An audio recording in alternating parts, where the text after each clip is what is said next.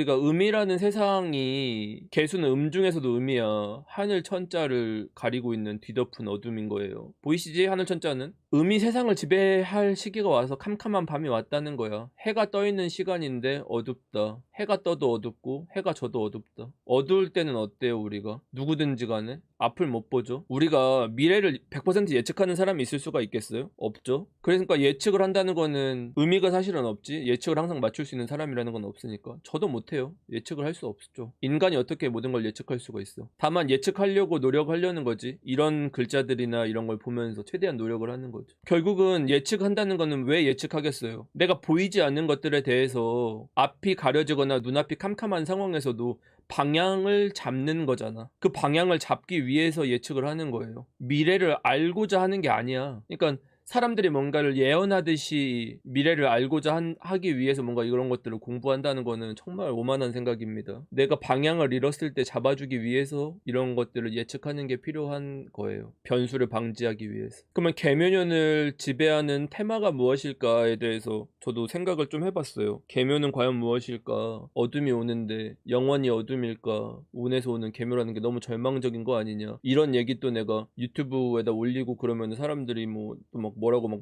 난리를 치겠지. 빛이 어둠 속에서 비추니 어둠이 그 빛을 이기지 못하였다. 어디서 나온 얘기입니까 이게? 요한복음에 나오는 얘기입니다. 사주 보는데 무슨 뭐 종교 얘기를 왜 하냐가 아니라 이 문장이 계묘의 양상을 그냥 설명해 주는 거예요. 그러니까 어둠이 와서 눈이 캄캄해졌으니까 앞이 안 보여요는 우리 채널이 아니라 다른 채널에서 할 수 있는 얘기고, 제 채널에서는 뭐 그런 수준의 얘기를 할 수는 없을 것 같고, 제가 생각했을 때 계묘라는 것은 결국은 뭐냐, 요한복음의 주제가 뭐냐면 죄로 물든 세상에서 예수가 찾아온 것을 세상이 깨닫지 못한 거예요. 그래서 예수를 처형한 것들에 대한 기록을 남긴 게 요한복음입니다. 그래서 계묘년이라는 것은 뭐냐면 이제까지 쌓여온 누적된 수많은 과오, 죄, 아니면 우리가 당연히 해야 됐지만 해야 되지 못했었던 것들이 우리의 머리 위에서 비처럼 쏟아져 내릴 거예요. 온갖 죄와 과오와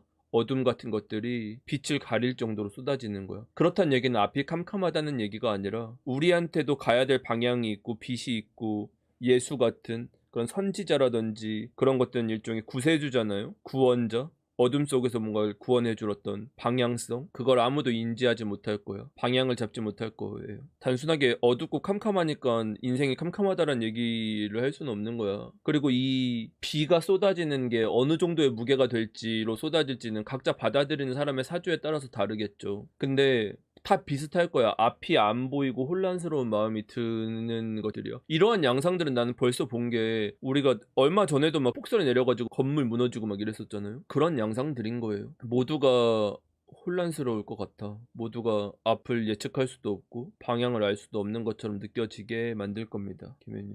그럼 절망적으로 끝나면 안 되잖아. 빛은 비춘다는데 빛이 뭘까? 우리가 캄캄한 밤에 길을 잃었을 때 그 길을 밝혀주는 걸 찾아야 되잖아요. 예전에는 북극성을 가지고 찾았죠. 북극성이 뭐예요? 북극성이 항성이죠.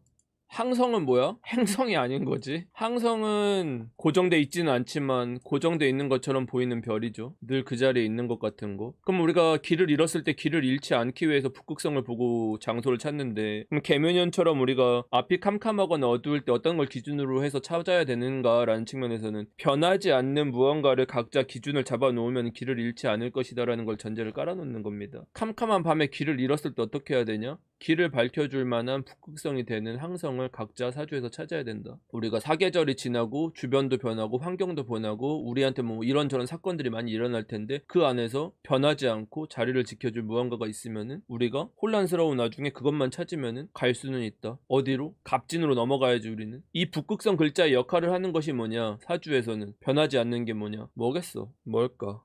관념적으로는 뭘까? 제가 그 해몽 컨텐츠에서 얘기를 했었죠. 자기가 고정돼 있으면서 주변에 있는 것들을 빨아들이는 에너지를 가지고 있는 게 항상 블랙홀입니다. 그러면 제가 블랙홀이라는 걸 임수라고 얘기를 했죠. 그러면 이 북극성 글자의 역할을 하는 것이 올해는 앞으로 다가오는 계묘년에는 무엇일까라고 얘기하면은 사주에선 지지의 해수를 얘기를 해요. 그러면 띠로는 돼지띠고 월지로는 해월인 거고 뭐 천간으로 치면 임수인 거죠. 이런 것들이 자기 사주에 있다면은 그분들은 어떻겠어요? 사주에 내가 그것이 있다면 자연스럽게 내가 이 고정돼서 있어야 할 것이 무엇인가에 대한 사고를 하는 사람들은 다 해수가 있는 사람들입니다. 계묘에는 그 사람들이 이렇게 자리를 지키고 유지하는 사람들인 거예요. 이 사람들. 그러면 이런 것들이 자기 사주에 없는 사람들은 어떻게 되냐라고 하면은 내가 그게 있는 것처럼 하면 있다고 했죠. 있는 것처럼 행동하면 되는 거예요. 우리가 있는 거야. 사실은 봐봐, 만약에 여자친구가 없어요. 근데 여자친구가 있는 것처럼 행동을 해. 여자친구랑 통화하는 것처럼 계속 통화하고 카톡도 계속해. 여자친구는 없지만. 그리고 여자친구가 있는 것처럼 레스토랑도 가고 뭐 데이트도 해. 여자친구가 있다고 생각하고. 그럼 여자친구가 있는 거랑 똑같은 거야. 그쵸? 그렇지 않아? 내가 그렇게 행동하면 같은 거야. 왜냐면 그 같은 시간들을 보내고 있다고 느끼는 거니까. 그치? 그런 거지. 그러니까 우리가 뭐가 없다라고 해서 없으니까 망했네라고 생각하면 끝난 거야. 하지만 있다라고 생각을 해보자는 거지. 상상을 해보세요. 모든 사람이 고정돼 있지 않고 불안감을 많이 느끼면 아, 근데 나는 불안하지 않아. 나는 방향을 알고 있어. 알고 있진 않지만 하이드가 뭔가 방향을 말해준대. 그 방향대로만 일단 해야겠다라는 거를 그냥 정해놓으라고. 그러면 되는 건데 그걸 이제 어떻게 할 건지 내가 설명을 해줄게.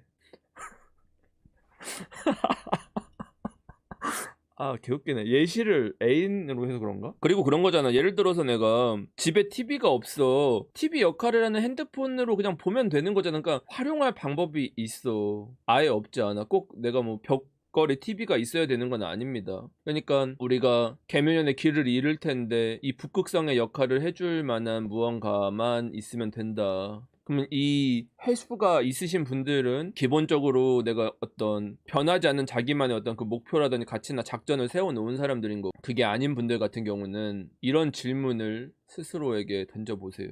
내가 지속적으로 관심을 가지고 있었던 게 뭘까? 내가 현재 가질 수 있는 것은 무엇일까? 에서 실마리를 좀 찾아야 돼요. 그리고 해답을 꼭 찾을 필요는 없어. 이것에 대해서 내가 관심 있었던 게 뭐지? 그 뭐가 북극성이라고 했는데 그럼 관심 있는 게 북극성이겠네가 아니라 나는 관심 있는 게 무엇일까? 내가 좋아하는 게 무엇일까를 생각하는 것 자체가 이미 어떻게 해야 되지라는 사람과는 완전히 다른 방향성을 줄 거야. 뭐가 나한테 적합할까라는 의문을 갖고 시작하는 것 자체가 계면이었네. 남들은 달리려고 할 때 내가 본질적으로 이것을 왜 좋아했었지? 이걸 왜 시작했지라는 의문을 가지고 있다라는 게 중요한 겁니다. 지금 달리는 게 중요하지 않아. 왜냐면 그 사람들 다 자빠져서 부러질 거기 때문에. 그러니까 내가 이게 달리기 위해서 준비를 하고 있었다가 딱 출발하라고 해서 출발하는데 난 출발하고 싶지 않은데 근데 내가 왜 달리기 선수가 되려고 했었지? 이 생각을 일단 하라는 거지. 다른 사람들은 빨리 달려가지고 이거 넘어가서 이렇게 해야 되는데인 거야. 지금 달릴 때가 아니거든. 사람들 다 달리려고 할 거예요. 부동산?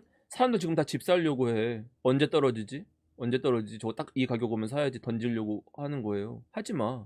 내가 집을 왜 살려고 했지? 내가 지금 불편한 게 뭐였지? 난 직장 근처에 이 집이 있었으면 했고 뭐 결혼했을 때 이게 있었으면 했는데 나한테 집의 의미는 뭐였지? 어떤 게 가장 행복했었던 집이지? 집의 의미가 뭐였지? 뭐 이런 것들 생각하는 거예요. 지금은 이게 중요해. 이 답을 찾는 게 중요한 게 아니라 생각하고 있는 것 자체가 다른 사람들이랑 완전히 다를 거야. 의문 한 가지를 가지고 시작하는 게. 그것을 생각하고 있다 보면은 그게 나한테 실마리를 줄 거야. 어차피 앞이 가려지기 때문에 어떤 길을 뚫어주지 않아. 미세한 빛 정도 있으면 돼. 그러니까 해답을 찾으려고 할 필요가 없어요. 계면은 어차피 해답이 나오지 않는 시기이기 때문에. 그게 우리가 개수 같은 것들이 천간에 떠서 길을 잃었을 때 이 개수가 악영향을 끼치지 않게 하는 거야. 그게 뭐냐면 오행으로는 수생목이야. 개수라는 것 자체가 하늘을 다 뒤덮어서 어둠 속으로 가려버릴 거면 그냥 내가 억지로 그걸 찾아서 보려거나 할 필요가 없어. 어차피 때가 되면 거치겠지. 수생목이라는 거는 뭐예요? 내가 본능적으로 원래 하던 거, 내가 원래 좋아하는 거, 내가 원래 해왔었던 거, 지속적으로 했었고 앞으로도 할 거, 안 변하는 것들. 그게 뭔지는 사람마다 다르잖아. 그러니까 내가 당신은 이거를 하세요라고 말할 수는 없는 거야. 그거는 틀린 대답이죠. 각자 그 유지하는 것들이 다를 텐데. 예를 들자면 저 같은 경우는 뭐 이민년도 그렇고 계면년도 그렇고 정말 뭔가